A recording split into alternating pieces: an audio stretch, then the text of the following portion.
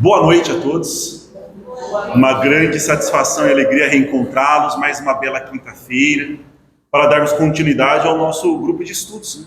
Leitura das obras da série psicológica da Joana de Ângeles.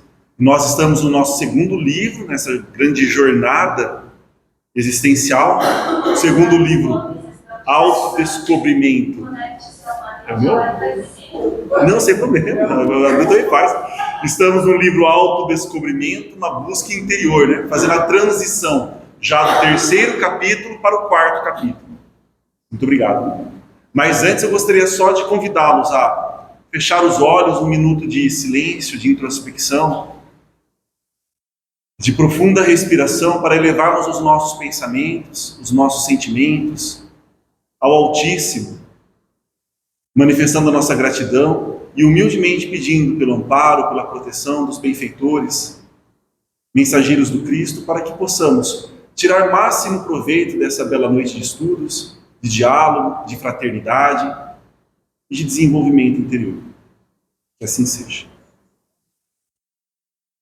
Nós estamos num capítulo muito especial, né? Transição do quarto para o quinto capítulo, aí perdoe meu equívoco numérico, falando sobre o inconsciente agora. Nós vamos falar sobre o inconsciente e depois o próximo capítulo é viagem interior. Então a gente vai fazer incursão na consciência, que foi o nosso último capítulo, agora amplificando. Nós tivemos no encontro da semana passada, fizemos alguns comentários sobre o inconsciente, como ele é vasto, inacessível e muito associado ao sagrado e ao luminoso. Então é aquela experiência que nos dá uma sensação de encantamento, deslumbramento, de criatividade, tudo emanando do inconsciente. E Jung trouxe uma visão extremamente interessante dessa dinâmica da mente inconsciente e de como se dá essa atuação no dia a dia.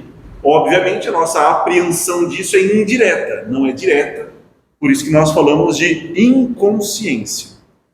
Falamos um pouco já sobre a mente inconsciente no final da semana passada, o inconsciente pessoal, o inconsciente coletivo. No inconsciente coletivo, a ideia dos arquétipos, e no inconsciente pessoal, a história de vida do indivíduo. Então a gente ampliou bem o conceito. Então não é só mais aquela ideia de um porão, onde a gente vai reprimindo coisas, guardando coisas. É muito mais complexo do que isso. É uma atuação muito mais complexa. E agora a gente vai para uma interface onde o limiar da relação entre a consciência e o inconsciente é muito menor. Então a atuação é mais direta. Nós não estamos aqui no inconsciente profundo. Nós estamos numa camada do inconsciente, mas em contato com a nossa mente consciente, que a gente chama de subconsciente. Então nós vamos ler alguns parágrafos para que a gente possa tecer alguns comentários, e nós vamos refletindo juntos, porque esse assunto nós não temos a pretensão de esgotá-lo. É inesgotável o assunto, e muito interessante. Então, no primeiro parágrafo selecionado, a Joana trouxe a seguinte ideia: consideremos o subconsciente como parte do inconsciente, que pode aflorar a consciência com os seus conteúdos, alterando o comportamento do indivíduo. Esse alterando o comportamento do indivíduo foi o que nós falamos na semana passada sobre a possessão por um complexo.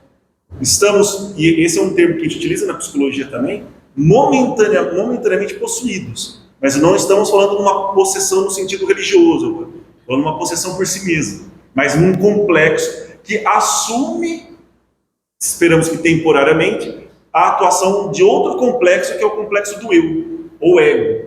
Então, nós temos diversas estruturas psíquicas que vão atuando conforme a intensidade de energia que eu direciono aquilo. Então, se eu tenho um complexo em que ele recebe muita energia, ele pode sobrepujar a atuação do eu. Então, nós somos possuídos temporariamente por aquele complexo de tonalidade afetiva. Então, tem um caráter afetivo muito intenso e a gente não consegue elaborar. É muito fácil perceber isso quando a gente sente raiva. Quando a pessoa sente raiva e não tem controle sobre aquilo, ela simplesmente para de raciocinar. E muitas vezes é uma mudança abrupta de personalidade. Então nós, na psicologia, dizemos que naquele momento a pessoa foi possuída por um complexo de tonalidade afetiva. Ela não conseguiu lidar com aquilo. E aí muitos conteúdos do inconsciente, principalmente aqueles que estão no limiar da consciência, que aqui ela chama de subconsciente, afloram. Então por isso que a pessoa não se reconhece. É ela mesma, mas ela não se reconhece. Por isso que a construção de uma identidade é muito difícil. E aí, num exercício de vaidade, nós nos acreditamos muito senhores já de nós mesmos. Nós ainda não somos. É um trabalho longuíssimo, árduo, para nós nos tornarmos senhores da nossa própria casa mental. Para começar por aí, imagine os trabalhos ainda ou audaciosos tentando auxiliar o próximo. E tem sim uma intencionalidade muito nobre.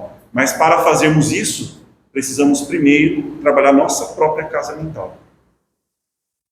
Ele é o arquivo próximo das experiências, portanto automático, destituído de raciocínio.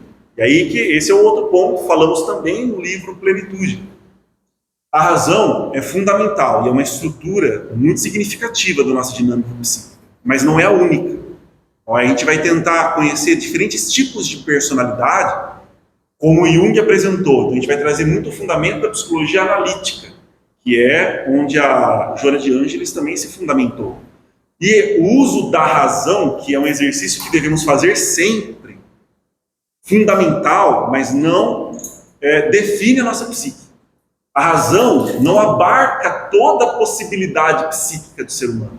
Então, a sensação, o sentimento, a intuição também são aspectos relevantes para que a gente tenha uma apreensão mais completa da realidade. Esse conteúdo que emana do inconsciente, mas no limiar da consciência ou do subconsciente, ele vem pelas vias da emoção. Então é muito complicado a pessoa dizer, não, agora eu vou sentir raiva, e nesse momento minha raiva vai durar 5 minutos, vai acontecer isso, vou fazer aquilo. Não tem essa previsibilidade racional. E a gente subestima as emoções. E geralmente são as emoções que nos derrubam. É ele que se manifesta nos sonhos. Esse é outro aspecto muito interessante que a gente vai conversar bastante também ao longo das obras da Joana de Ângeles, né? Qual que é a visão da psicologia para os sonhos? E, obviamente, a visão da doutrina espírita também. Que não há uma concorrência, uma competição, mas sim são complementares. Nós precisamos estudar ambas. Nem todos os sonhos são reminiscências ou lembranças de experiências que estamos vivenciando fora do corpo. Nem todos. Então nós precisamos saber diferenciá-los também. E interpretá-los de uma forma simbólica. Porque vocês já perceberam quantos sonhos que para a razão são estapafúrdios, malucos, sem sentido, sem nexo. E outros vêm com uma carga emocional muito forte. Outros têm uma característica quase profética. Ou então, tem muitas variáveis que a gente precisa analisar e expandir o nosso entendimento, né? Mas os conteúdos emanam do inconsciente e se manifestam nos sonhos. Nos distúrbios neuróticos, são sintomas, nos lapsos orais e de escrita, nos atos falhos, tornando-se depois de Freud e seus discípulos, mais tarde dissidentes. Ela vai citar o Jung e o Adler, que são os mais famosos. Responsável também pela conduta moral e social. Nós vamos focar aqui um pouquinho no estudo de Jung, que também nós não temos a pretensão de trazer aqui, não é nem local para isso, um curso de psicologia analítica. Então nós vamos buscar na filosofia, nós vamos buscar na psicologia elementos, conteúdos para auxiliar o nosso entendimento e estudo da doutrina espírita. É isso que nós estamos fazendo. Nelson. Oi. Claro. Essa formação. Essa formação do subconsciente, né? Sim. Ela provém, por exemplo, das experiências espirituais, interiores, da própria vivência, que acaba não despertando ali da pessoa, e ela vai acumulando aquilo ali, vai guardando, e a partir de um gatilho, alguma coisa, ela se aflora. Exato, mas não só. Isso sim, mas não define tudo o que acontece na dinâmica psíquica do inconsciente. Há gatilhos que fazem certos complexos que estão inconscientizados naquele momento aflorarem e assumirem o controle temporário da consciência. Então, esse subconsciente é um acúmulo ali de experiências. De todas as experiências, conteúdo pessoal, o que foi reprimido, o que emana também do inconsciente coletivo e dialoga com as suas experiências pessoais. Então, a gente não consegue esgotar e colocar fronteiras muito delimitantes no inconsciente. Mas o que você colocou, sim, faz parte do inconsciente. Mas são pedaços. Não é um todo.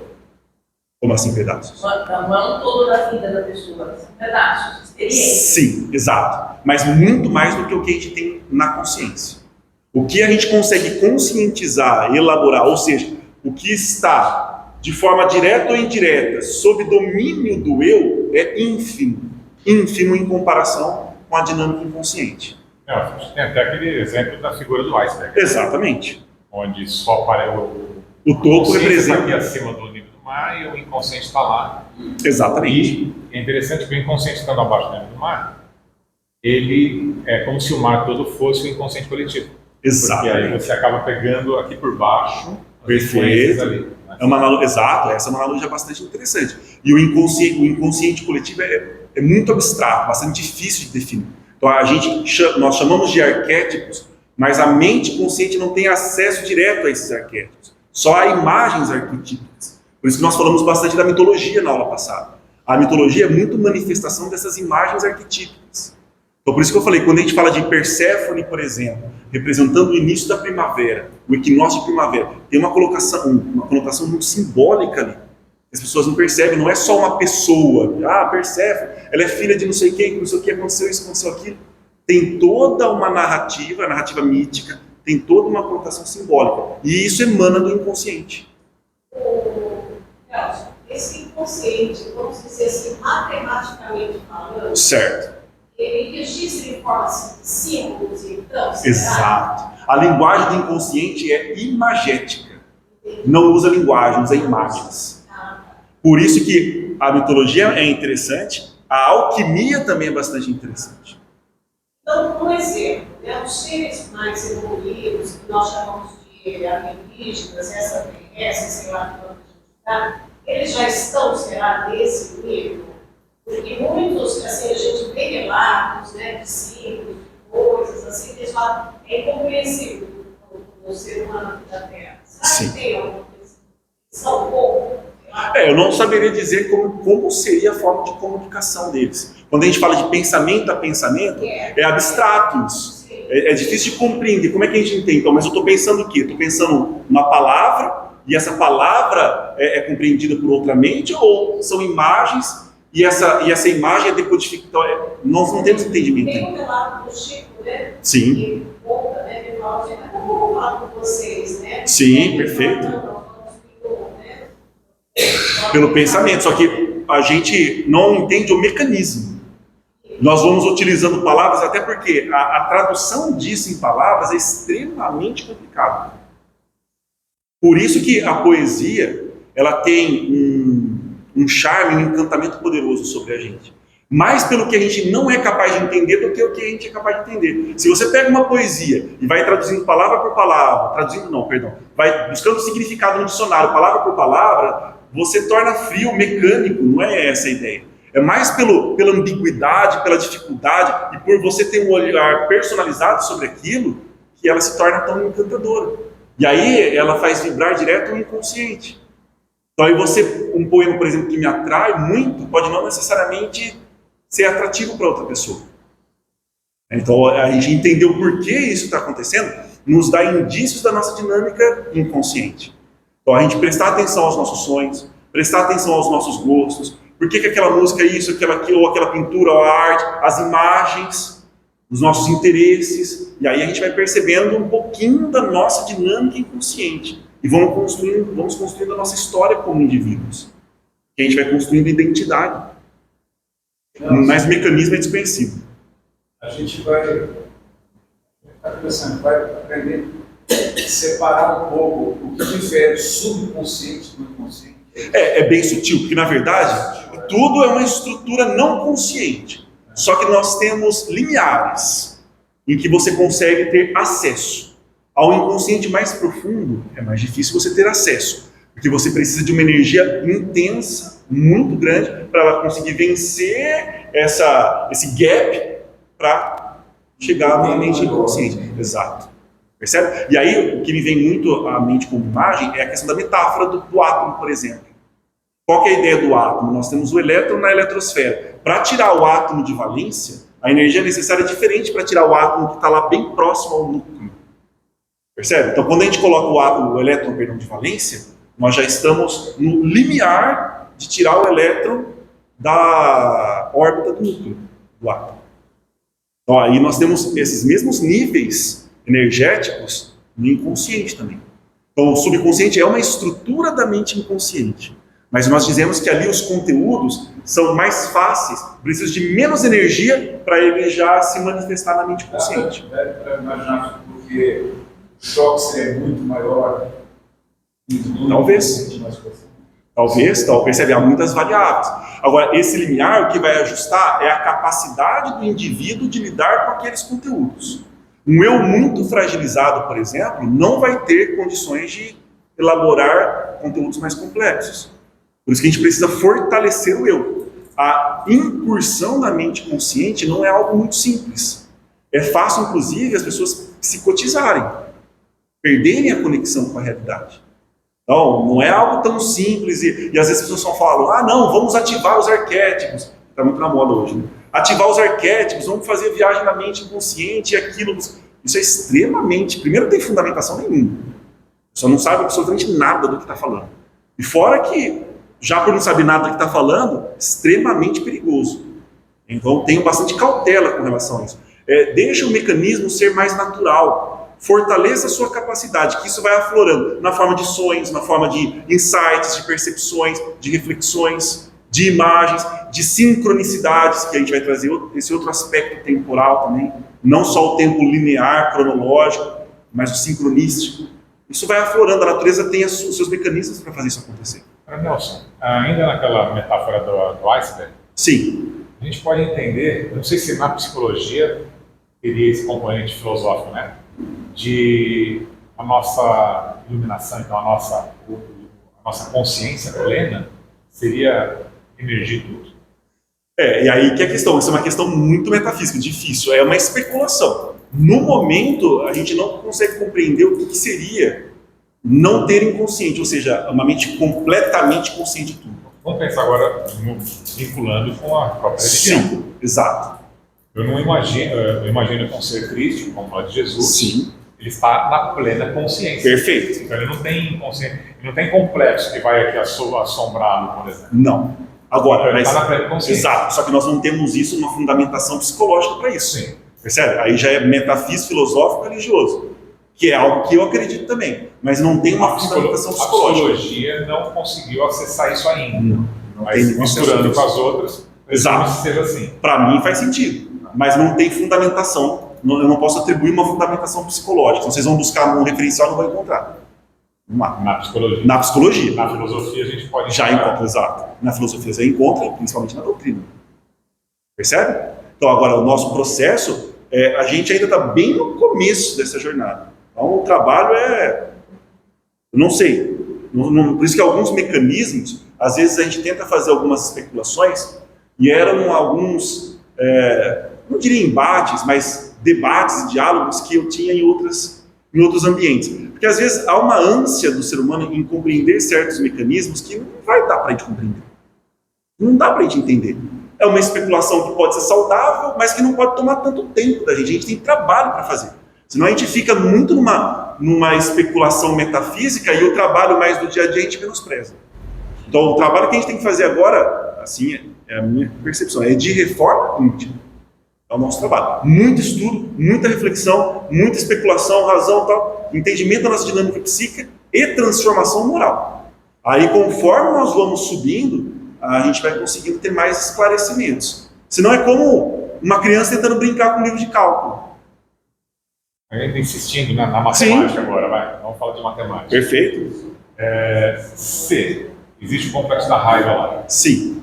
E aí ele foi aflorado, ele tomou conta naquele momento. Aí eu começo a tomar consciência daquilo, eu dou uma descomplexada, Exato. e ele aflora, e ele vem para a consciência, então aquilo não me assombra mais. Então, matematicamente falando, é natural que todos os complexos um dia vão emergir. Sim, não, exato. Mas aí, mesmo na matemática, a ideia de infinito é bastante complicado, mas faz sentido. Percebe? É uma extrapolação que a gente consegue fazer no momento. Mas ainda assim, a sua demonstração é uma demonstração indutiva.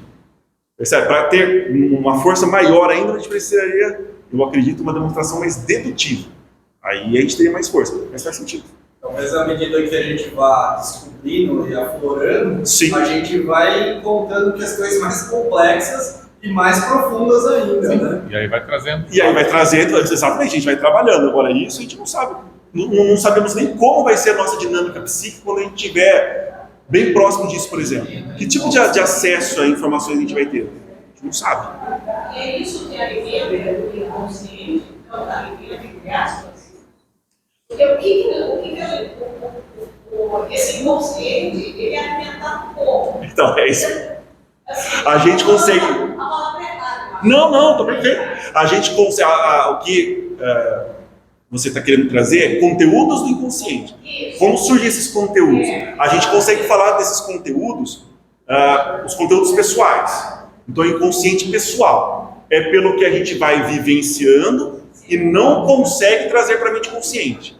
Então, se a gente parar, se você analisar quantos pensamentos em média o ser humano tem por dia, são muitos pensamentos, centenas de milhares de pensamentos. E todos ficam registrados na mente consciente? Não. Então, a nossa mente capta muito, mas muito mais do que o que a mente consciente é capaz de processar. Mas a gente está sendo formado por isso, a gente está sendo constituído por isso. E em algum momento, certos conteúdos vão aflorando. Agora, por que é um complexo de inferioridade, por exemplo? Por que é um complexo de superioridade? Por que foi a raiva? Por que acontece? Aí é uma coisa muito pessoal, não tem como a gente trazer uma receita. Vai acontecer isso. Porque a dinâmica lá é altamente complexa, ela não é um pensamento linear. O inconsciente não obedece lei de causa e efeito. Isso que é muito interessante. Se vocês gostam de divulgação científica, a física, por exemplo, já está mostrando certos eventos em níveis quânticos em que o efeito vem antes da causa. Então quebra-se toda a lógica temporal. Essa nossa lógica temporal, linear, passado, presente, futuro, essa causa A causou B, no mundo quântico que constitui as partículas, não é simples assim. Não é mecânico newtoniano como no mundo macro que a gente visualiza e já domina razoavelmente bem. Então nós ainda, apesar da ciência ter avançado muito, nosso pensamento ainda é muito newtoniano. É muito aristotélico o nosso pensamento ainda. A gente não conseguiu vencer e entender de fato o que é um pensamento quântico, altamente complexo, de probabilidade, né, de distribuição de ondas. Então, é difícil. A gente ainda está tentando buscar. E a gente vai trazer para o inconsciente, nossa, então o que mais tem é pessoas especulando, trazendo supostas verdades, mas que não tem fundamentação. O que a gente precisa é ter cautela. Então, esses conteúdos, eles se formam em detrimento da nossa vontade. O inconsciente, nossa mente está captando muitas coisas agora, mas muitas coisas. E nós não estamos processando. Por isso que a gente fala muito a cautela do que você está ouvindo, do que você está fazendo, o automatismo, o que você está assistindo. Então, tinha pessoas, não sei se no caso de vocês, há pessoas que dormem assistindo TV, deixa a TV ligada e dormem. Isso não é saudável, isso não faz bem. A gente não sabe que conteúdo vai estar passando lá enquanto você está dormindo. O seu inconsciente é totalmente suscetível à influenciação, a diversos fatores ali, e você é vulnerável. Então, quanto mais desatento, mais o seu inconsciente vai sendo alimentado. E a atenção plena, que é algo que a gente busca e fala, ainda não está acessível para a gente. Mas isso eu estou falando de conteúdo pessoal. A constituição do seu inconsciente pessoal, fora o inconsciente coletivo.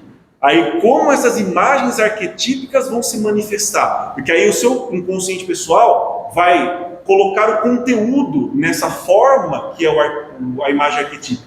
A imagem arquetípica é como se fosse uma forma vazia. Cada um vai preenchendo com o seu conteúdo pessoal. Então, por exemplo, um outro livro, tema muito interessante, é o mito do herói. Vocês já leram A Jornada do Herói? O mito do herói, o herói é uma imagem arquetípica. Então você pega na mitologia de diversas civilizações, diversos tempos. Você pega a Grécia, por exemplo, a nórdica, no Oriente, sempre tem a jornada do herói. E aí Campbell percebeu que isso era comum, Mircea Eliade, Campbell, os mitólogos, estudando mitologia, percebeu, nossa, isso aconteceu em muitas gerações, em muitos pontos diferentes, parece que é algo que a gente compartilha como humanidade, a ideia do arquétipo do herói. Mas aí você vai comparar, há diferenças. O que é um herói para um grego? É diferente do herói para a mitologia nórdica. Mas percebe? Agora a ideia do herói é compartilhada por nós. Muitas histórias sustentam isso. Então nós temos essa imagem arquetípica em nós. A imagem do guerreiro, a imagem do herói. Agora cada um vivencia isso à sua maneira. Porque são os seus conteúdos pessoais que vão preencher essa imagem arquetípica. Os valores, né? E aí ela se manifesta no mundo. Mas para ela se manifestar no mundo, aí ela vai fazer essa transição do inconsciente para o consciente. E para ela conseguir fazer essa transição, ela precisa ser investida de energia. Que Jung chama de energia psíquica. Aí ela precisa receber energia suficiente para romper o limiar e acessar a mente consciente. Nelson, o exemplo da raiva, que passa do subconsciente para consegue aflorar, e depois, baseado no que o Edson te perguntou, se isso pode ser trabalhado. Com certeza. Mas, ao invés da raiva, pode aflorar do inconsciente ou do subconsciente algo positivo. Sem dúvida, isso é muito, com certeza. Então, os ideais nobres geralmente já vão nascer da mente inconsciente e vão chegar revestidos de algo concreto na mente consciente, que é o conteúdo pessoal que vai revestir essa imagem, que pode ser nobre ou não. Então não são apenas coisas ruins que afloram. Toda manifestação criativa foi uma comunicação do inconsciente com o consciente.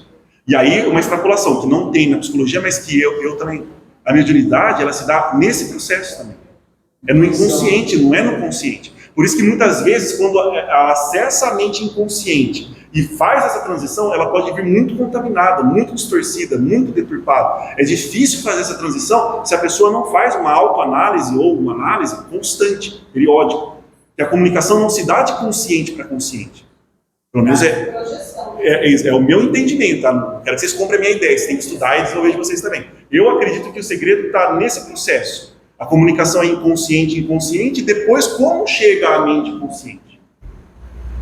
Até porque, em muitos casos, a pessoa muda o tom de voz, muda a personalidade, então não daria para ser consciente. Se fosse na mente consciente, ela estaria exercendo um papel quase que artístico ali, sendo um ator, sendo uma atriz. Fingindo, não, então aquilo vem do inconsciente, aí vem com legitimidade, genuinidade. Genuíno. Mas aí como se dá essa transição, depende muito da pessoa.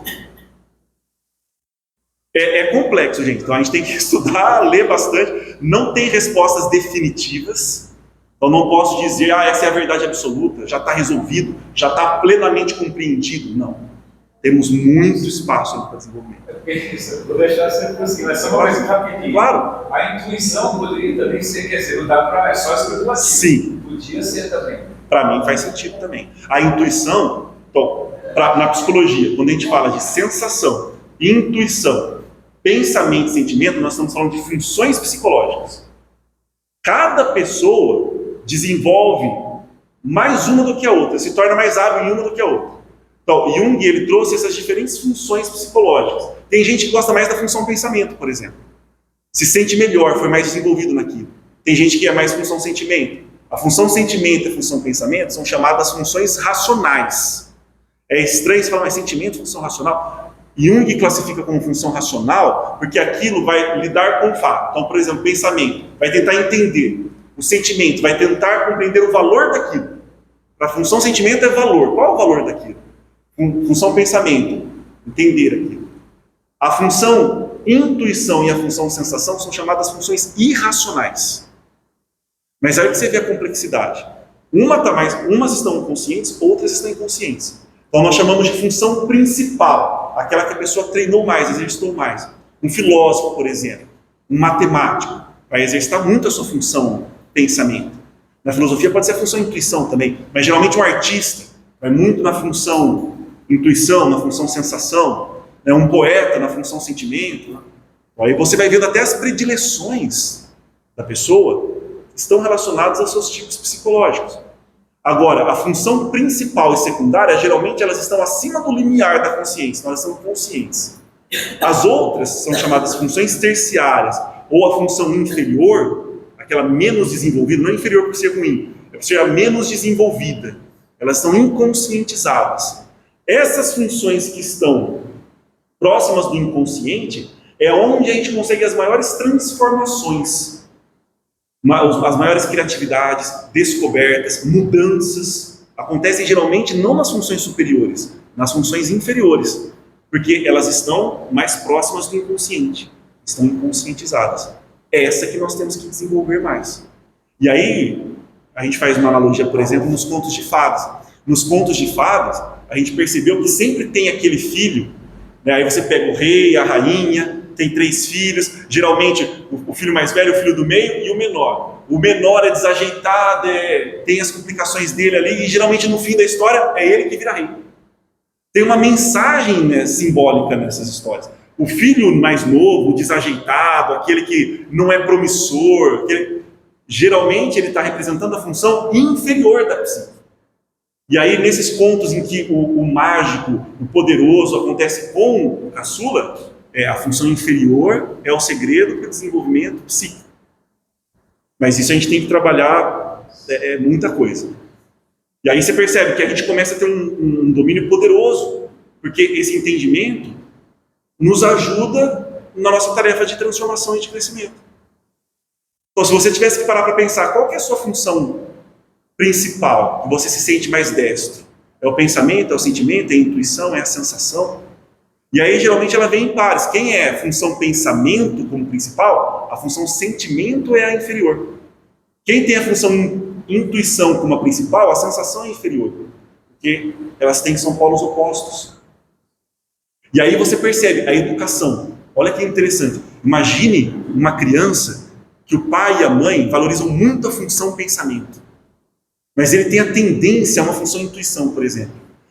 Forçando aquela criança, eu posso inverter o talento dela, a habilidade natural dela, ela fica destra na função pensamento, mas ela deveria estar desenvolvendo outra função psicológica. E aí podem gerar conflitos existenciais, neuroses, dificuldades. Ela pode até ser bem sucedida e ter uma boa adaptação naquilo, que é uma grande dificuldade da escola. O que a escola faz? É função pensamento, pensamento, pensamento, que não é ruim, mas não é para todo mundo. E a pessoa pensa, não, tem que ser todo mundo.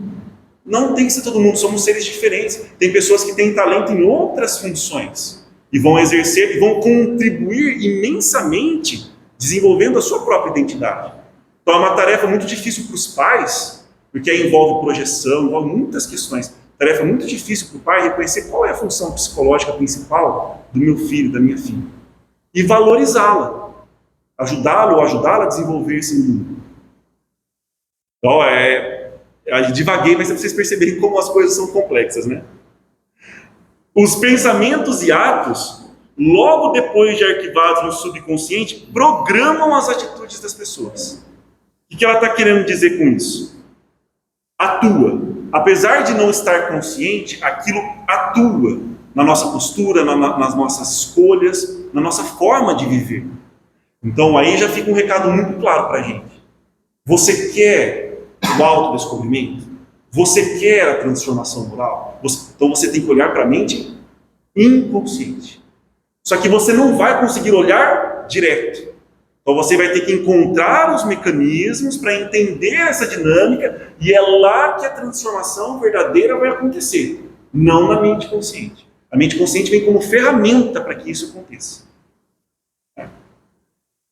Então assim, quando se toma conhecimento de tal possibilidade, elegem-se quais aqueles que devem ser acionados no campo moral e social para organizar ou reprogramar a existência.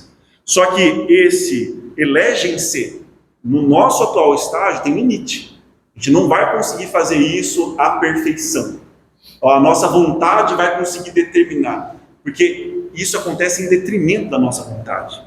A gente vai ter que entender o mecanismo, a gente vai tentar fazer uma mínima previsibilidade e reconhecer quando aquilo está acontecendo. Então a gente vai perceber a dinâmica das nossas emoções. Estou começando a sentir raiva, estou sentindo muita tristeza, eu estava bem, agora eu estava mal, agora eu estou mal, acabei de falar com tal pessoa, isso me fez mal. E a gente vai estar mais atento à nossa dinâmica psíquica.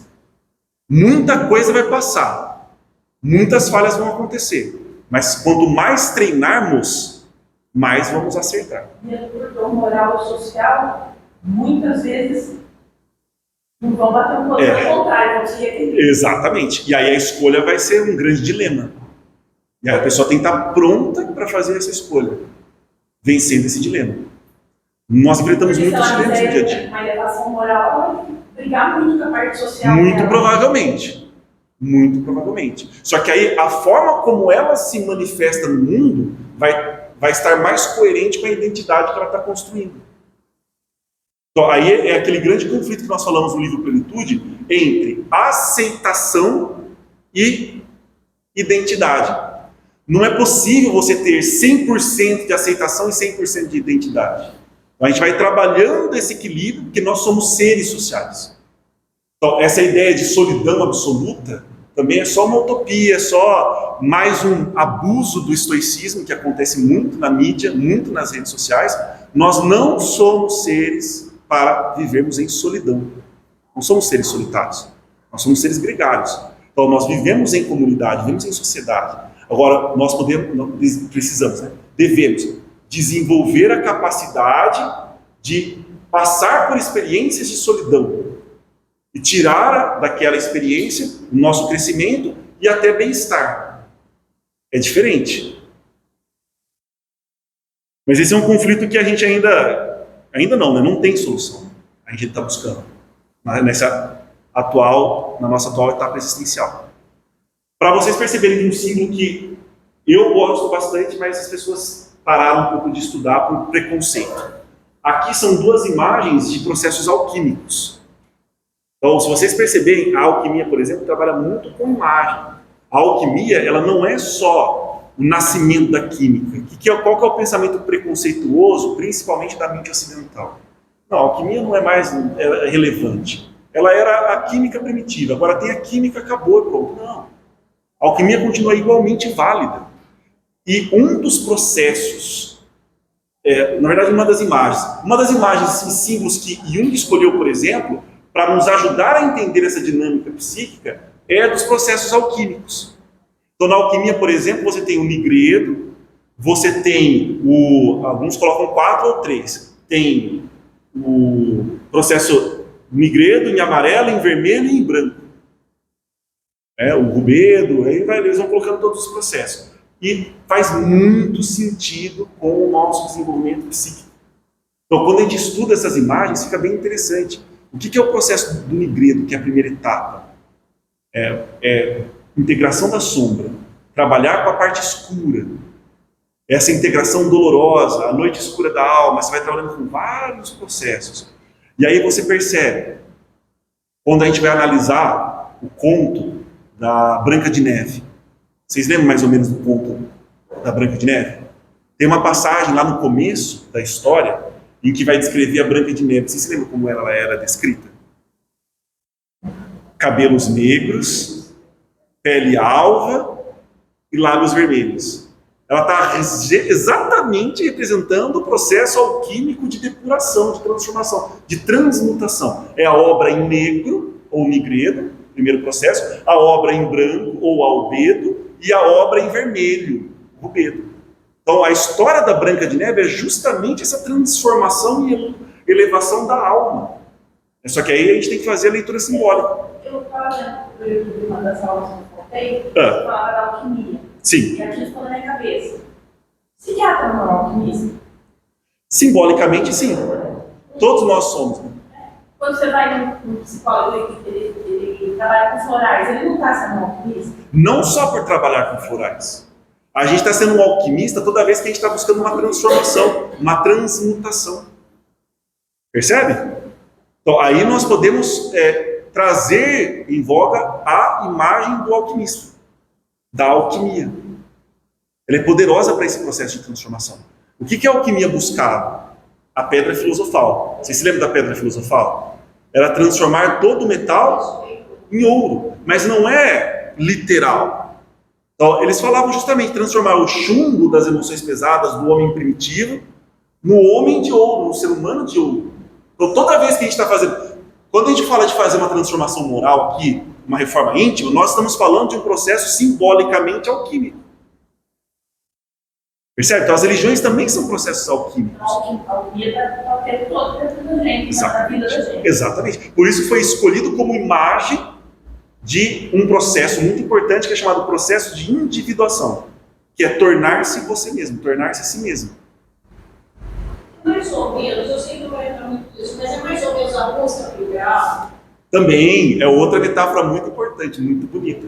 É a busca pelo santo graal. Só que aí nós vamos em outra mitologia, que é bretã. Essa é a minha favorita, que é o mito do rei Arthur. Aí tem um livro muito interessante, que é um romance, na verdade, mas bastante simbólico, chama As Brumas de Avalon. Uma leitura muito interessante também. Mas tem que ser feita de forma simbólica, óbvio, né? Ué? É um baita, mas poderia ser mais, uns 10 volumes, que é uma leitura muito interessante. Muito agradável. E aí nós vamos para outro eixo, e aí mais próximo do que a gente chama de luminoso, o inconsciente coletivo. Aqui a gente vai falar do inconsciente sagrado. Então, a ideia do sagrado, o luminoso, está associado ao inconsciente.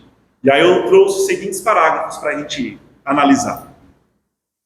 À medida que o ser se conscientiza da sua realidade, transfere-se de níveis e patamares da percepção psicológica. Ele começa a se perceber com mais clareza.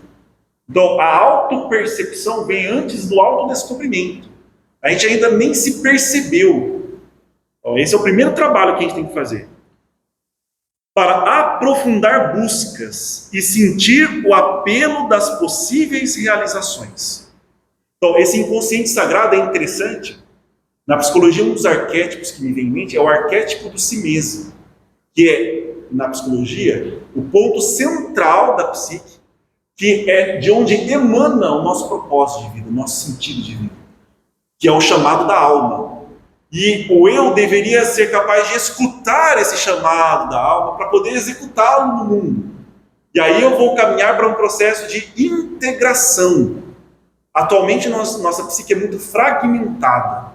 Bom, quanto mais fragmentada a psique, nossa psique, mais eu dependo da aprovação do outro, mais eu dependo da opinião do outro, mais eu dependo da massificação.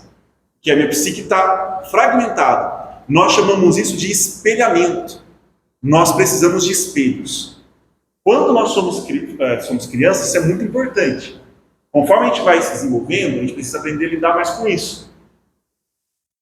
A criança, quando está com seus 3, 4, 5 anos, já no começo da primeira infância, vocês se lembram quando a criança quer brincar de ser rei, rainha, ela é imperatriz, ela é imperadora, ela é astronauta, ela é tudo, e fantástica, aquela coisa? Isso é a primeira manifestação do si mesmo, desse arquétipo central da psique. Nos dá a ideia de grandiosidade. Quando o eu tenta fazer isso, o ego tenta fazer isso, aí nós temos uma inflação psíquica. Só fica inflada, né, que geralmente acontece com os adultos. Agora, imagine que nesse processo em que a criança está tentando brincar de ser rei, rainha e tal, não sei o quê, a figura parental está sempre boicotando.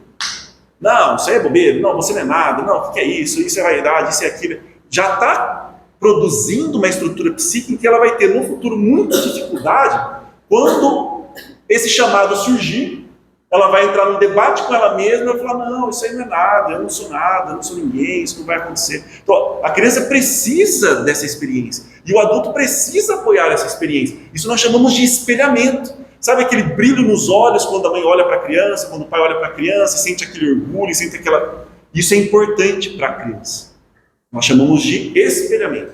É quando o adulto, por exemplo, deseja a aprovação. Então, você imagina, num dia que você está desanimado, inseguro, você olha para uma pessoa que é importante para você, pode ser o seu cônjuge, pode ser um parente, um amigo, e fala, será que eu consigo mesmo? Puxa, eu vou ter que tomar uma decisão, vou ter que fazer alguma coisa, tal. Você olha para a pessoa e fala, você acha que eu consigo?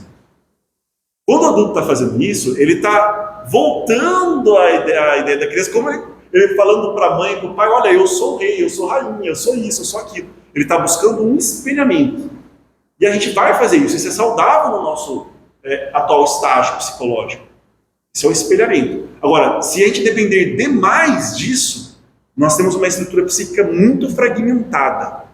E aí, quando a gente receber o convite do si mesmo, para nós termos a nossa identidade no mundo, o medo vai ser tão grande, e a ideia de fracasso e de incapacidade, que a gente não vai cumprir.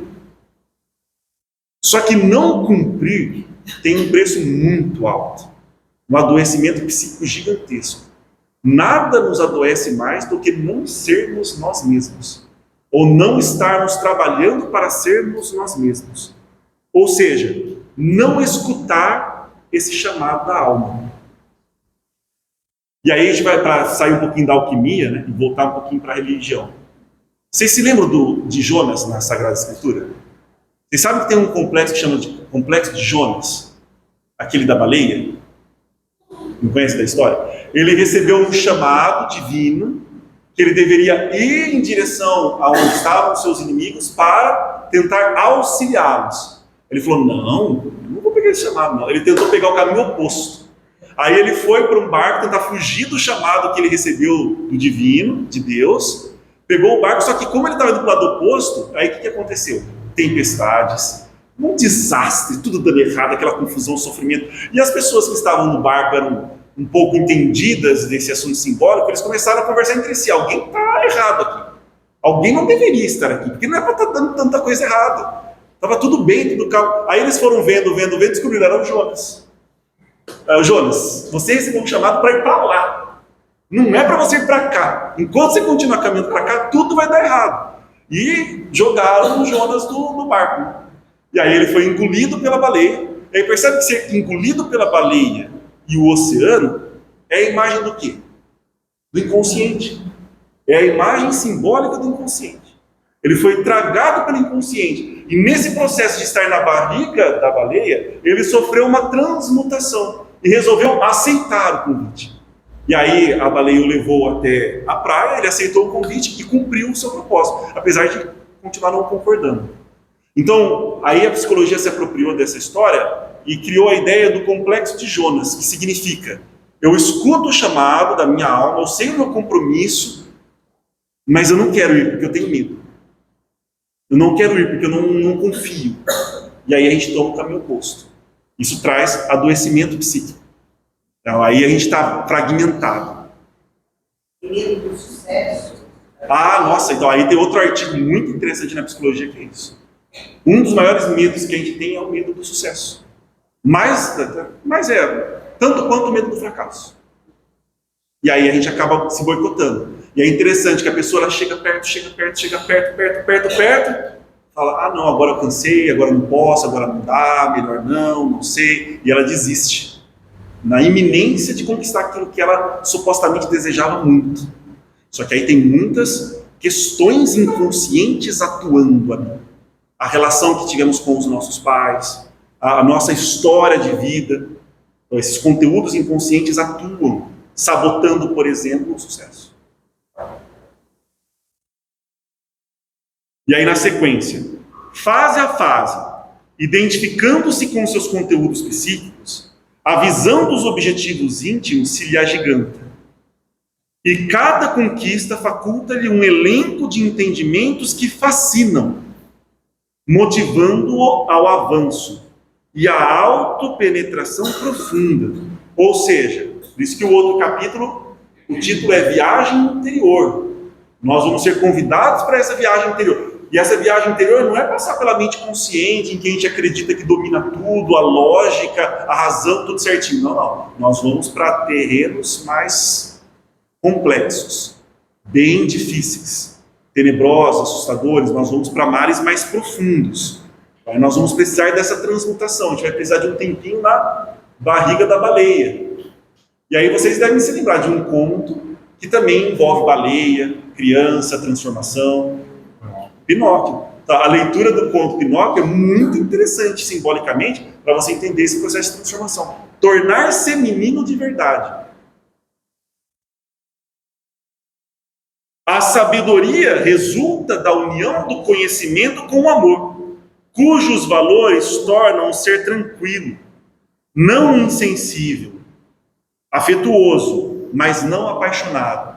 Não há exageros, não há desequilíbrios, mas isso já está bem à frente do que nós estamos trabalhando no momento. Acredito eu, né? Falando por vocês de novo, né? Tem esse péssimo hábito. Falando por mim, está um pouco longe ainda, né? Então, mas essa é a meta, então é o inconsciente sagrado. Nós vamos encontrar lá. Lembra quando a gente lê essa passagem belíssima de que as leis divinas estão inscritas onde? Nossa consciência. Exatamente. Só que aí não está usando consciência no sentido de mente consciente, porque na verdade o correto seria estar escrito onde? No inconsciente. É que a pessoa na hora da tradução usa a palavra, está inscrito no nosso inconsciente.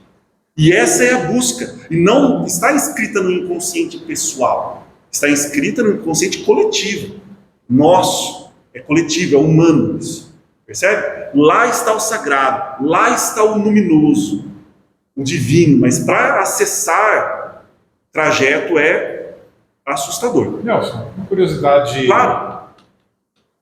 Já tem algum estudo para saber se o escritor do Pinóquio, todos esses contos, eram pessoas que conscientemente tinham feito algum estudo alquímico, alguma coisa assim, ou que foram objetos de intuição e apenas uma ferramenta útil na mão dessa... Perfeito.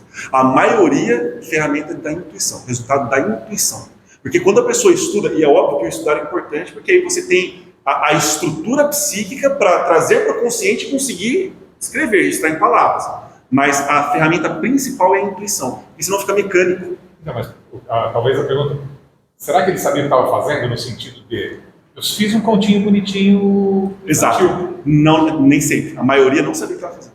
Ele fez um conto infantil. Então, mas o ideal é não saber o que estava fazendo. Porque se eu sei o que eu estou fazendo, está consciente. Aí eu manipulo, eu contamino. Né? Exato. Então vamos imaginar, eu estudei alquimia e eu quero escrever um texto altamente hermético, simbólico e tal. Aí eu tenho que deixar o inconsciente fazer o processo. Só vou traduzir. Então eu sou ali passivo. O eu é passivo no processo. Senão ele está fazendo algo muito artificial, fica mecânico. E aí você vai ver que a leitura é diferente, você não vai ter o deslumbramento e o impacto, por exemplo. Isso é bacana a gente ver, porque, voltando para uma linguagem religiosa, né? Sim. E Deus nos traz o tempo todo os avatares para nos dar as informações. Perfeito. E vai nos dando as informações de todos os jeitos, de todas as formas. Perfeito. A verdade está em todos os lugares. Exato. Essa colocação é fantástica, perfeita. Não tem como ser diferente disso.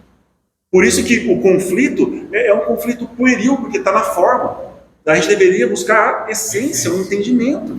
Tudo Aí certo. sim. Então, e aí que eu penso, quando o Espiritismo se coloca nessa nobre tarefa de ajudar nessa unificação, a gente não pode ter preconceito. Se a pessoa que está vinculada a um ideal religioso de buscar a unificação do mundo, do globo, da ordem, se colocar preconceituoso, não está entendendo nada. Está fazendo. Não está entendendo nada. Eu não posso obrigar que a linguagem seja a mesma. E eu tenho que entender isso mantendo-me confiante na essência. Mas quanto menos a pessoa entende a essência, mais medo ela tem da forma. Mais medo ela tem. Porque ela não tem a essência em si, ela tem medo de se perder. É como a história do monge que foi testado pela sedução da mulher. Então ele vai agir com o quê? Com raiva, com medo. Porque ele não tem confiança em si. Ele não está buscando a essência do seu desenvolvimento, é só uma forma. Essa sua colocação, para mim, faz todo sentido. Dá para entender o que eu estou falando? Porque às vezes nem eu estou entendendo o que eu estou falando. Nem eu estou entendendo muito o que eu estou falando. Porque a gente está trazendo tanta coisa interessante que a gente vai só devagando. Mas, outra leitura que eu acho que vocês fizeram, que aí vai ajudar muito no que o Edson comentou. Vocês já leram O Pequeno Príncipe? Pequeno Príncipe, Antoine de Saint-Exupéry. Pelo que eu sei, ele não tem, a biografia que a gente estudou, ele não tem conhecimento alquímico, hermético, Mas ali tem tanta coisa no Pequeno Príncipe, tem tanta coisa no Pequeno Príncipe. Alice no País das Maravilhas. Alice no País das Maravilhas. Agora, a questão é, a gente vai ler o Pequeno Príncipe, a gente pensa na parte filosófica bonita, na flor e no príncipe, no Pequeno Príncipe. Mas um dos mais simbólicos é o próprio senhor, o aviador. O Saint-Exupéry estava falando dele mesmo. E ele conseguiu prever o próprio acidente, só que ele não viu. O acidente dele estava no livro que ele escreveu.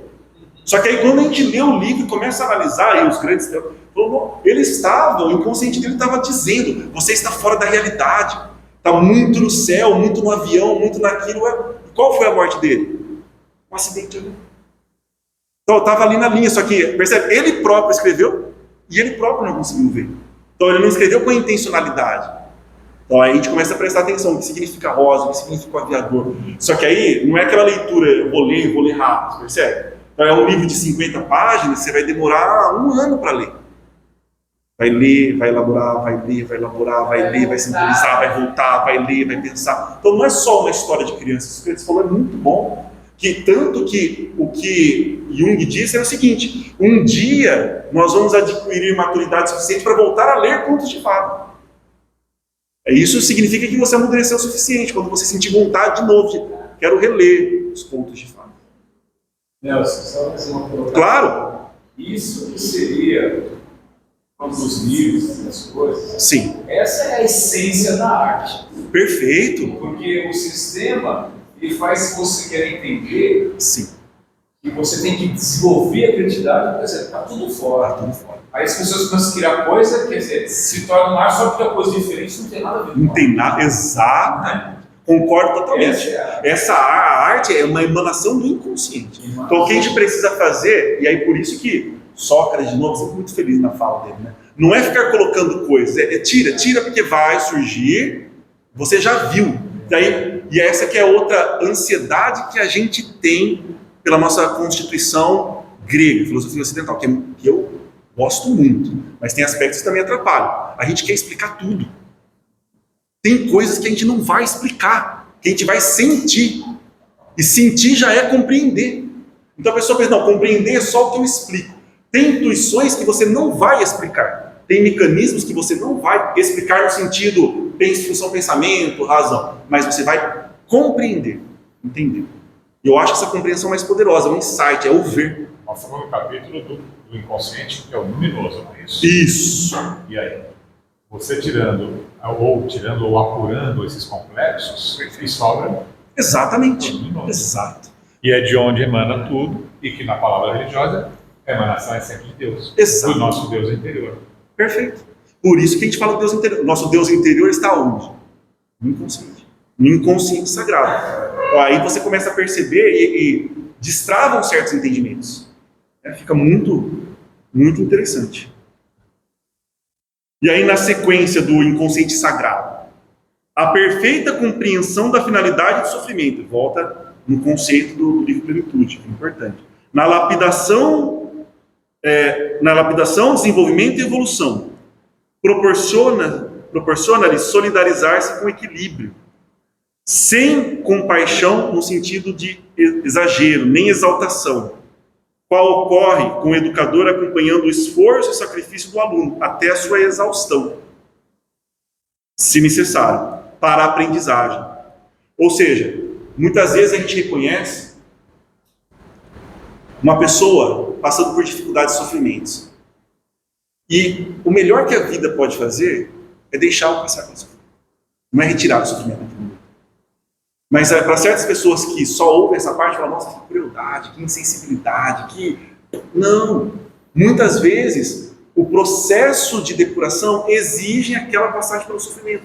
Vai ser agradável? Não, não vai ser agradável. A gente pode continuar orando por tirar o sofrimento, tirar. Pode continuar. Nem todas as nossos pedidos vão ser atendidos, ainda bem. E se for necessário, vai passar por aquele sofrimento.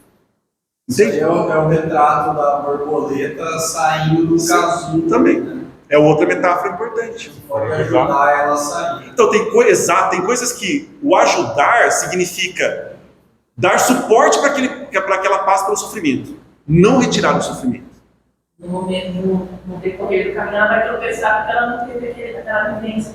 Exatamente. Agora, é aí que vou compartilhar uma percepção que é pessoal. Aí cada um vai construir a sua. Como eu não tenho sabedoria se tem ou não que deixar o sofrimento, eu prefiro tentar ajudar a tirar do sofrimento. E a vida vai dizer para mim, não, Nelson, pode tentar, que você não vai conseguir, mas você quer tentar porque você não está entendendo nada? Continua tentando.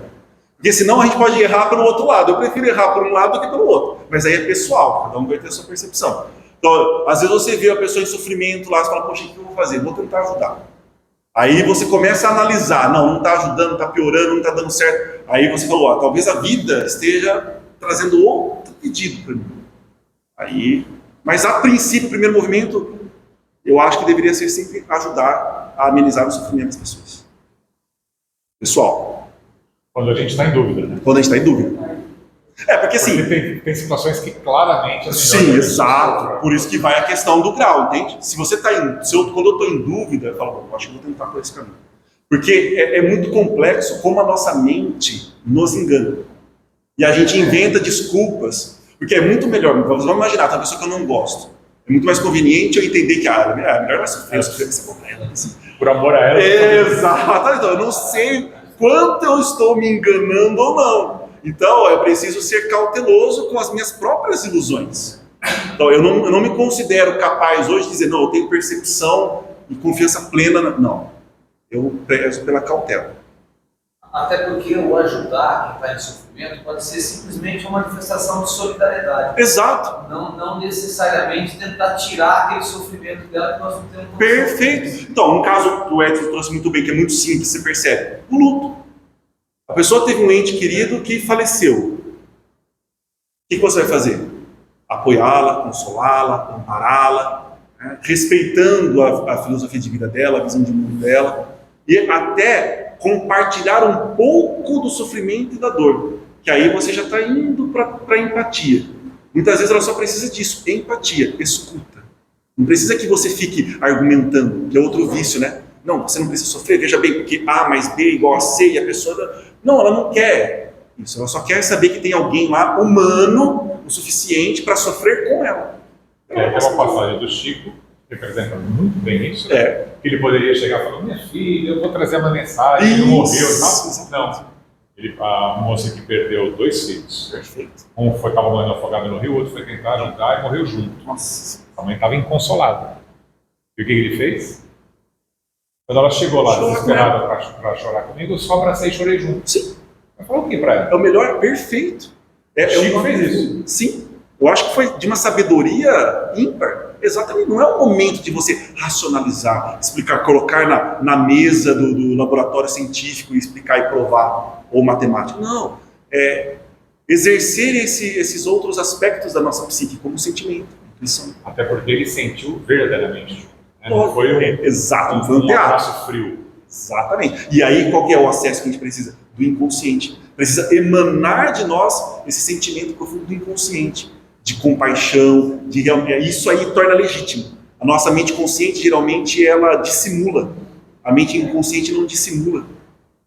Então, por isso que, por exemplo, a gente diz na psicologia que aquilo que te causa angústia, quando você sente angústia é um sentimento muito importante, que ele nunca mente.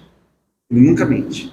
Então, aí já é algo gritando. Geralmente você vai sentir angústia com coisas muito profundas, muito complexas. É que a gente que superficializa. Geralmente a angústia vem por você não estar cumprindo o chamado do si mesmo. Então, escutar a angústia, ouvi-la. E aí já entra. Se a pessoa está nesse estado de angústia, talvez...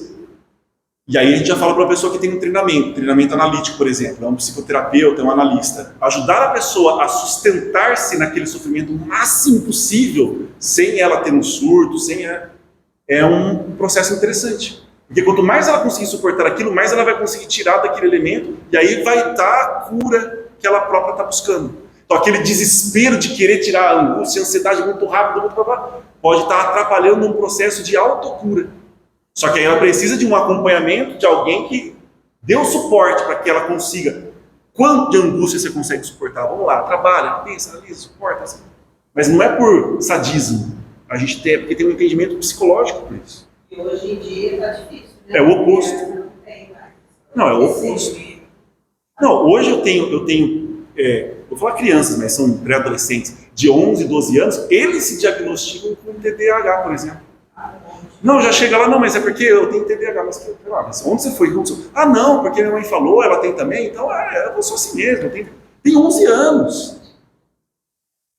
Percebe? Então, tá complicado o trabalho, mas a gente precisa continuar trabalhando.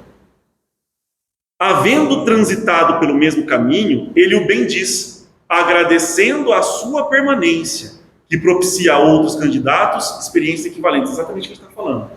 A melhor pessoa para ajudar a passar por um sofrimento é aquela que também já passou por aquele sofrimento. Então, a melhor pessoa para ajudar no luto é uma pessoa que passou pelo luto. Mas não só passou por automatismo, ela vivenciou, ela elaborou, ela sentiu, ela vai olhar para aquela pessoa e ela não vai sentir vontade de explicar, de falar, não precisa nada disso, seja forte, nossa, entenda a vida. Não, ela falou, eu passei por isso. A dor é excruciante. Aí ele vai sentar, vai chorar, vai abraçar, vai sentir a dor. Então, a pessoa que tem mais condições de ajudar no sofrimento é aquela que experienciou aquele sofrimento. E nós experienciamos muitos sofrimentos. Só que a gente não para elaborá-los, a gente não para aprender com eles. Então, nós nos tornamos pessoas capazes de atos de caridade quando nós aproveitamos as nossas dificuldades, as nossas dores e sofrimentos como aprendizados.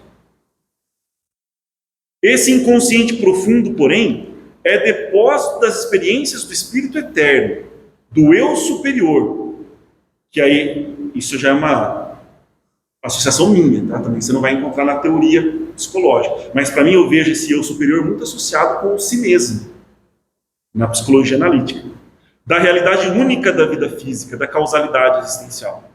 A identificação da consciência com esse ser profundo. O que eu entendo? A identificação do eu com esse si mesmo. Mas não é uma identificação no sentido, eu sou o si mesmo.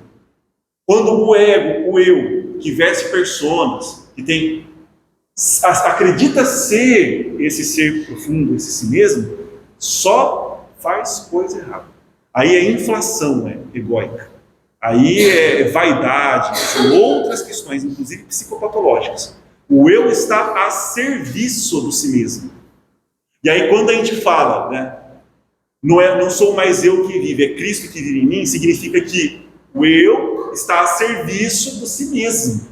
Porque esse si mesmo é a minha conexão por meio do inconsciente coletivo com as leis divinas, com Deus, com o Cristo. Entende? Aí você vai colocando os entendimentos, fazem mais sentido para você.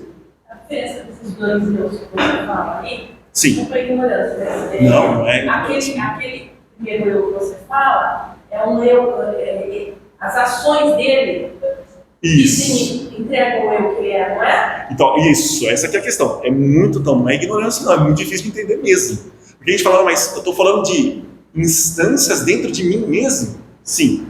Persona, sombra, eu, si mesmo, tem muitas. A gente fala de uma fragmentação. O que a gente tenta buscar é uma integração. Essa integração não vai diluir essas entidades, mas elas vão trabalhar coesas. É como, por exemplo, os átomos formando moléculas. Você pensa, a molécula ela é algo por si só, mas você percebe que ela é composta por outros elementos que atuam pela mesma finalidade? Então, o que nós buscamos é essa integração. O eu, ele é o centro da mente consciente. Então, quem está atuando aqui agora, quando eu estou falando com vocês, é o complexo do eu, meu eu. Para diferenciar do centro de toda a totalidade psíquica, o consciente não é tudo. A totalidade psíquica é inconsciente mais consciente. O consciente como uma diferenciação do inconsciente. Então, o eu não pode ser o centro disso. Quem é o centro disso? Aí nós utilizamos outro termo. A gente chama de si mesmo, ou self, ou selfist. Quando na religião esse si mesmo está muito associado com a nossa ideia do divino em nós, Deus em nós, o sagrado em nós. Então, eu vou me integrar a esse sagrado em nós, em mim. Cada um em si mesmo. É o eu pleno, né? Aí nós vamos tentar buscar esse, pode chamar de um eu pleno. Uma integração do... E o ego... Pequeno eu também. Onde ele vai? Como eu. O ego é o eu. É o eu. Sinônimo. Exato, é sinônimo. O eu, pequeno eu, o ego, sinônimo. Si mesmo ou self. Aí já é o centro de toda a totalidade psíquica. Então, o eu, ele é uma diferenciação do si mesmo. Agora, tá vendo ali, ó? Esse inconsciente profundo é o depósito das experiências do Espírito Eterno, ou seja, das nossas reencarnações todas. Perfeito. Com várias personalidades vividas, Exatamente. não necessariamente trabalhadas, que ainda estão lá nos assombrando, criando os nossos complexos. Sim. Tem que ser trazidas à consciência, fazer amizade com eles de novo, abraçar e subir. E enquanto a gente faz isso, novos complexos, novos são. Percebe? Não é assim. A analogia é trocar o pneu do carro com ele em movimento, é mais ou menos isso. Continua acontecendo. É a ideia da educação de Sócrates que você falou. Quanto mais eu tiro Sim. o ego, mais sobra o eu mesmo. Perfeito. Si mesmo. Só que aí que é a ideia. Há filosofias que pensam na aniquilação do ego, na aniquilação do eu, que pensam que nessa fusão do eu com o si mesmo ele se aniquila.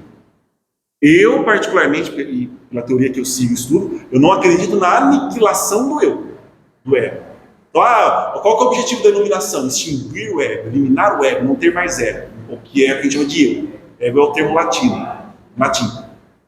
Eu acredito no eu a serviço do si mesmo, uma integração, que não há aniquilação. Há um controle.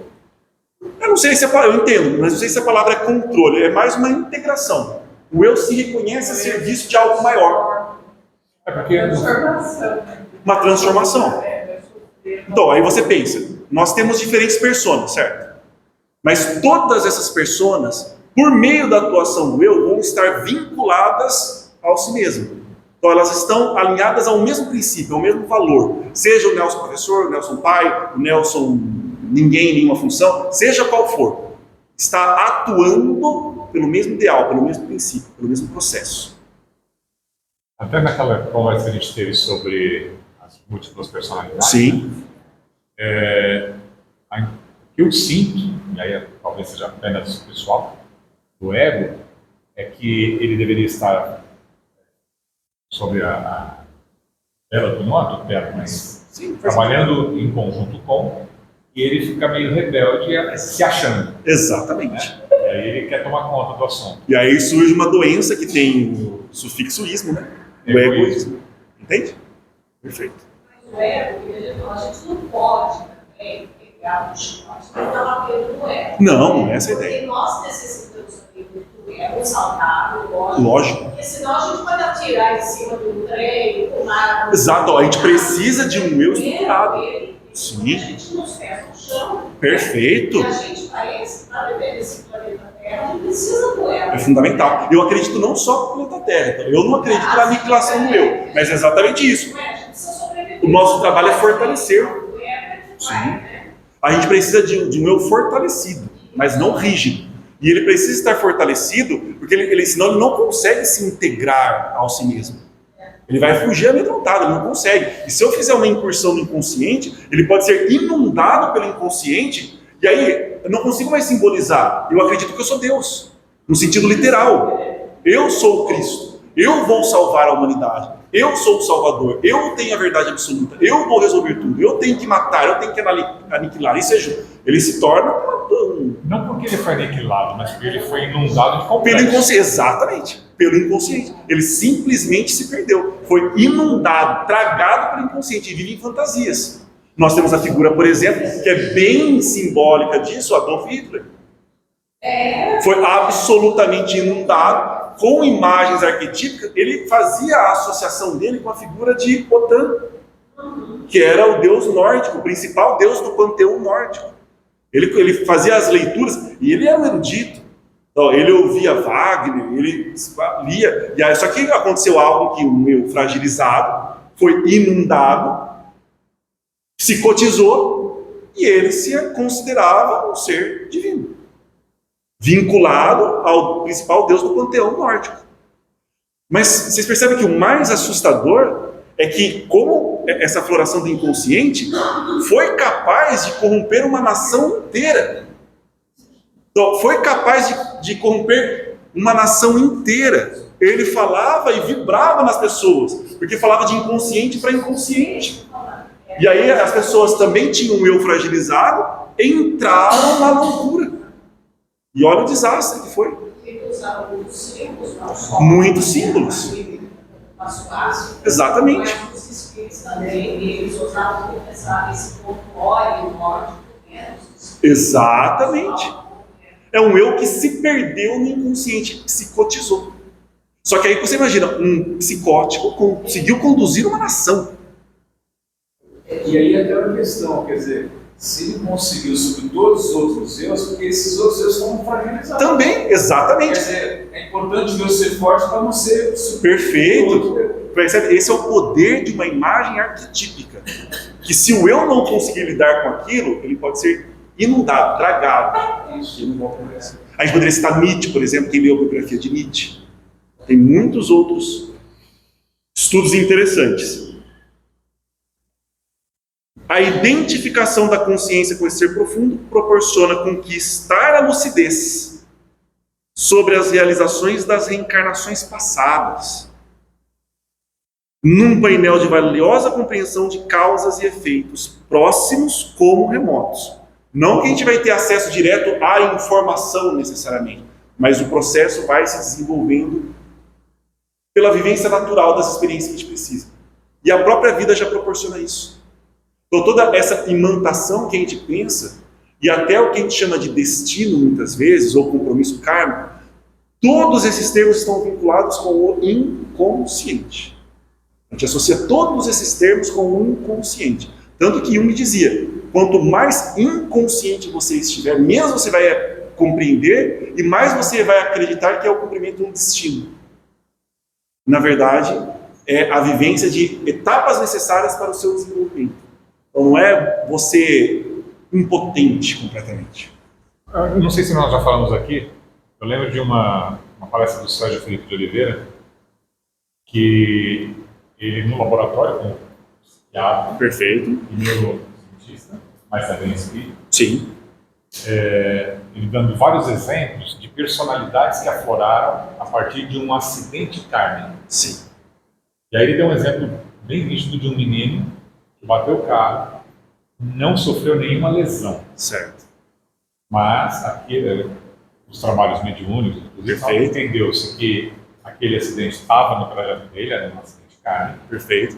Naquela fração de segundo, provavelmente, o espírito se lembrou da cena anterior que traz a fazer esse acidente para agora, e aquele ser assumiu. Aquela personalidade do passado assumiu. Então o menino, ele mudou a personalidade, porque a gente muda a personalidade dele, às vezes com um acidente, Perfeito. que ofende Algo o físico. cérebro, né? Sim. O dele não ofendeu nada, foi só um choque. O trauma é capaz de fazer isso. Então, ele teve um O próprio trauma. trauma. Foi simples, não foi nem um acidente grave, Sim. mas foi um trauma kármico. Ele traz a personalidade anterior e passa a dominá-lo. Então, sei lá, se ele era afável, ele ficou irritado, se ele era... Ele mudou a personalidade. Perfeito. E aí vamos entender os desafios que essa pessoa vai enfrentar. Porque você percebe que a ferramenta que ela vai utilizar para compreender o que está acontecendo é o que está se manifestando ali. Então aquela personalidade que assumiu vai ter que ser utilizada para compreender o que aconteceu. Como é que ele vai reconhecer que ele não era aquilo antes? Quem era ele de verdade? Começa a ficar tudo muito confuso. Fica muito abstrato. Aí os desafios... Ele tem que voltar. Para continuar, ele tem que voltar a ser aquele... Então, não tem... Pela doutrina dele, certo? Aí é todo um processo de desenvolvimento. Agora, o porquê daquilo a gente não tem acesso às informações. Quem era ele? Era o que era antes do acidente, depois do acidente? Esse quem é muito relativo, é difícil de definir, porque nós ainda estamos fragmentados. Nós estamos em direção dessa unidade, em direção dessa Não, integração. ele era o que era antes do acidente. Ele nasceu, cresceu, desenvolveu. Ah, não, mas aí Depois foi... biologicamente, a gente está falando Sim. psiquicamente. Mas quem garante também? Não, mas ele era tudo aquilo no inconsciente. Ele era todo aquele processo. Mas naquela no... Aquilo não veio do nada. Kardecista não teria que voltar sem aquele... Entendeu o que eu quero dizer? Sim. Mas a gente é tudo aquilo. Sim, eu entendo, eu estou falando do processo kardecista. E a gente não se mata e não volta? A gente, assim, a gente não desiste. Pessoal, a gente não termina uma existência? Ele terminou continuando. Sem morrer com o corpo. Ele terminou sem matar o corpo. Melhor assim, né? Ele suicidou só o ego. ele fez um egocídio atual, né? E trouxe um ego do passado. Agora, o que ele vai se tornar depois não é voltar ao que ele era, é ser outra coisa ainda. Uma integração, é uma terceira opção. Vai conseguir voltar.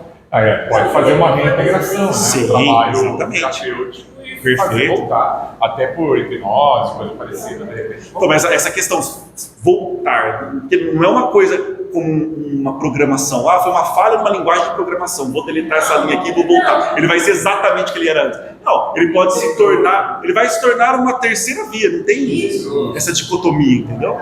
O antes e o depois é um terreno Porque complicado. as pessoas que ele compartilhou, a mãe, o pai, os irmãos, no trabalho, na amizade, mas continua. Há pessoas que, dependendo do trauma, do sofrimento, nem reconhecem mais a mãe como mãe.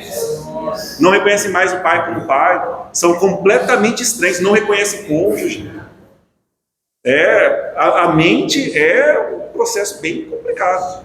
Muito mais do que a gente é capaz de imaginar. Como você olhar o moral, fecha o social do lar. Também, mas a gente separa para o estudo, mas está tudo integrado, né? Vai afetar todas as relações sociais. Mas há pessoas que, dependendo do processo que ocorreu, não reconhecem mais ninguém. Às vezes nem se reconhecem mais no espelho, não sabem mais a própria identidade, o próprio nome. E não estou falando daquela questão de crise existencial, estou falando de um apagão geral mesmo. Isso nós chamamos de uma dissociação. Há uma dissociação. Muitas pessoas que experienciam a esquizofrenia e outras psicopatologias, às vezes têm essa experiência. E o complexo da múltipla personalidade é mais ou menos isso, cada um está atuando, né? Cada hora atua um. Sim, não sei se é um complexo de múltipla personalidade, mas cada complexo em si pode representar uma personalidade. Pode representar uma personalidade. Agora, a questão nós temos, isso que é outro pensamento. A gente imagina as coisas sendo muito discretas, muito binárias, mas não é assim. A nossa atual sensação de identidade oscila muito, flutua muito. Então, o que a gente tem é uma linha média, para pensar em matemática. Você tem uma linha média numa função que oscila muito. Qual é a média? É isso aqui. Então, aí eu me reconheço. Então, por exemplo, eu acordo amanhã, eu sei que eu sou o Nelson, eu sei que aconteceu isso no meu passado que eu falo dessa vida mesmo. Aconteceu isso, ontem eu briguei, aconteceu aquilo, ontem eu conquistei aquilo. Então eu tenho uma linha, mas isso não significa que é totalmente estático, rigoroso, matemático, exato, preciso. Oscila muito, em muitos momentos eu não me reconheço, não sei o que está acontecendo, só que aí eu volto a oscilar e ter a média. Então, mas há pessoas em que isso não acontece. Há pessoas em que essa média se perde. A oscilação tem uma amplitude muito grande. Ele colocou isso no plano reencarnatório, que é uma mudança, sim? Então, mas aí essa é uma outra questão importante. Mas tudo que a gente faz é mudar o nosso plano reencarnatório. Então, isso não Aquele existe. que cumpre o plano reencarnatório é a exceção das exceções. E mais, quando você fala plano reencarnatório, é o outro cuidado que a gente tem. Eu acredito, não existe um script absolutamente determinado. Meu plano reencarnatório eu vou fazer isso, vou fazer aquilo, eu vou casar com tal idade, vou isso para não, exato. E mesmo não só a questão do livre-arbítrio, porque aí eu não consigo me desenvolver. Aí eu sou um autômato. Então, o plano reencarnatório tem uma estrutura, mas muito espaço para que ele aconteça instantaneamente. Então, se não houver esses ajustes instantâneos, pela distribuição de probabilidade, não tem como os fatos se consumarem. Porque aí, se for uma linguagem de programação exata, um humano é capaz de fazer isso. E eu poderia mudar, então daqui a pouco eu vou ter pessoas oferecendo assim, olha, vem aqui que eu tenho um programa que muda o seu plano reencarnatório, custa R$500. Custa R$500, eu vou lá na linguagem, não tem como ter acesso a essas coisas. Né? Agora chega a conclusão de nada. É orgânico, é dinâmico. Não tem essa exatidão. Lógico, então, mas aí blefando. Agora, se for uma linguagem de programação pré-estabelecida, a pessoa entende aquela linguagem, tem um domínio e acabou. Eu programo vidas humanas. Não é pré-estabelecida, tanto é que você tem o livre-arbítrio, os acontecimentos ao redor e tudo mais. Mas hoje eu percebi que não sei nada. Mas nós não sabemos nada. Não, nem a doutrina. Então nós demos um passo muito bom, porque concluir que a gente não sabe nada é sensacional. Não sabemos. Eu também não sei nada. Nós estamos estudando. Nós temos cursos aqui, viu? E vamos fazer, e fazer, e fazer, e pensar, e estudar. Senão a gente cai em contradições, tem coisas que não fazem sentido. Mas é o entendimento. Aí a gente vai passar para outro livro e falar, nossa, agora eu entendi.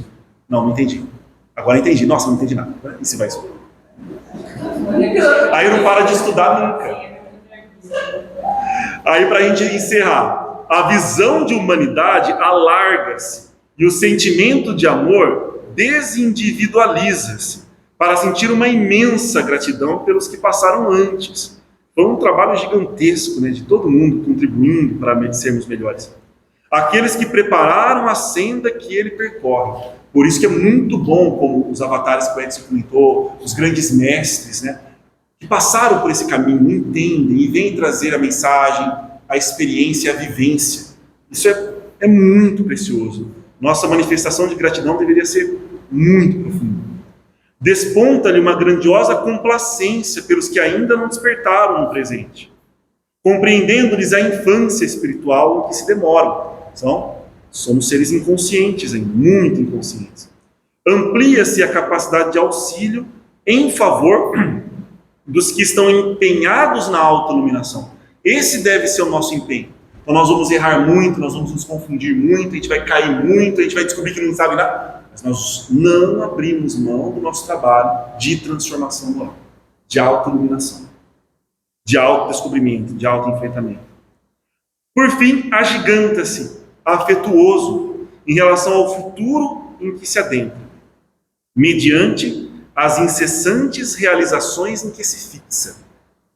A gente vai direcionando as nossas escolhas, né? Diante das possibilidades agigantadas, o indivíduo lentamente deixa todos os apegos. Imagina descobrir o grande tesouro, e esse grande tesouro está no inconsciente sagrado. Descobrir esse grande tesouro. Aí, obviamente, nós vamos ter bastante sabedoria para conseguir voltar. Porque o difícil vai ser essa volta. A gente pensa em algo exteriormente muito grandioso. Não, mas a grandiosidade é interior. Tanto que essa é uma outra imagem muito legal dos nossos irmãos orientais, que perguntavam para os grandes monges que já estudavam, os mestres, como que é ter essa sabedoria? O que acontece depois que eu adquirir essa sabedoria? Você vai voltar a lavar roupa, você vai voltar a limpar a casa, você vai voltar a plantar, colher, e vai descobrir. Só que você vai estar em paz. E vai ter entendimento. Então, assim, eu virei um monge, vou ficar sentado num trono de ouro, sendo admirado. Não, você vai limpar a sua casa, varrer a sua casa, você vai dormir, você vai descascar a batata, você vai cozinhar, você vai ver em paz. Tranquilamente. Então, é algo especial. Né? E é tão bonito, né? É uma sensação maravilhosa. Deixa os apegos remanescentes do ego, todos os desejos. Por quê? Porque ele já está pleno, ele já se integrou, então ele está alimentado, ele está nutrido, ele está seguro, ele está confiante, porque ele está integrado ao si mesmo, que é o divino em nós. Todos os desejos, reflexos perturbadores do ego, todas as reações, persistência dominadora do ego. Ele vai deixar de querer ser senhor da mente e vai ser servo, fiel, extremamente grato por compreensão, não por coerção, do si mesmo. Esse é o trabalho. Na próxima quinta-feira a gente continua então nesse capítulo, e aí nós vamos para a viagem interior. A gente vai começar a descida aos infernos, como fez Dante, certo? Antes de chegar no inconsciente sagrado, tem que passar por outros caminhos, né? Então, a leitura de Dante, né?